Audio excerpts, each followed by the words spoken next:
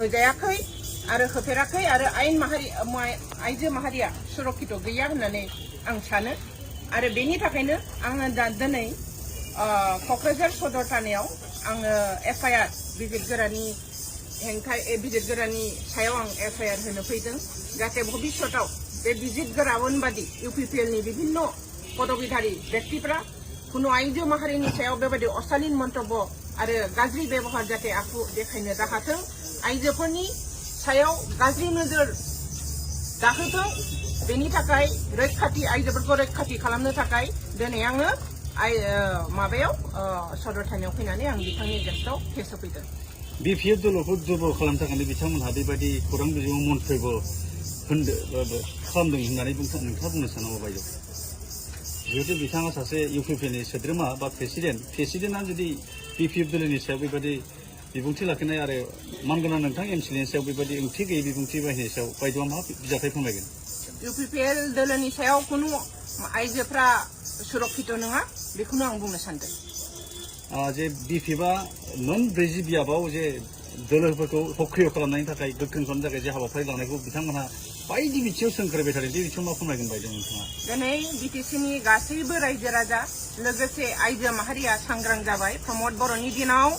प्रमद बर'नि UPPL सरकाराव बयनिख्रुइ बांसिन थगायजादों होनबा आइजो माहारिया थगायजादों। साफ्रोमबो आइजोनि न'खराव थांनानै साफ्रोमबो बिमानि न'खराव थांनानै बिसोरो होनदोंमोन जे नोंथांमोनहा साबसे फिसा दङ साफ्रोमबो फिसाखौ साख्रि होनाय जागोन होननानै आइजो माहारिखौ प्रलबित खालामदोंमोन। दिनै आइजोफोरखौ थगायदों। बिथांमोनहा बुंदोंमोन साफ्रोमबो आइजो ग्रुपनो सेल्फ हेल्प ग्रुपनो 75,000 टाकानिफ्राय आरो उननि दिनाव 2 लाख टाका होगोन होननानै बिथांमोनहा महिलाफोरखौ प्रलबित खालामदोंमोन। दिनै बाहायबो महिलाफोरखौ थगायदों। गतिके आरो दिनै जों नुनो मोनदों जे ससियेल मिडियायावबो बिसोरो विभिन्न निउज पर्टेलनि जगेदिबो आइजो माहारिखौ सासे सन्मानित सासे आइजो माहारिखौ बिसोरो बेबायदि गाज्रि भाषाजों होननानै सोंखारिनाया बेनो प्रमाण जायो जे BTCआव प्रमद बर'नि दैदेननायाव महिलाफ्रा सुरक्षित नङा। फैगौ 4 तारिखआव BTC नि एसेम्बलि बाजेटजों बेहाय MCLA बा अपोजिसन हिसाबै बायद'मोनहा गोख्रोङै बाहागो लागोन ने? गोख्रोङै बाहागो लागोन। BTCआव BPFआ शक्तिशाली दङ।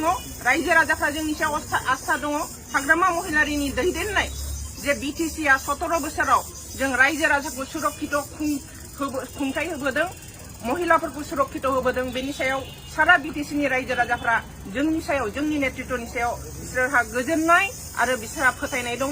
गतिके जोङो रायजो राजानि बे गोजोननाय आरो बे फोथायनायखौ लानानैनो जोङो फैगौ एसेम्बलियाव जोङो गोख्रों भाबै दावहा नांगोन।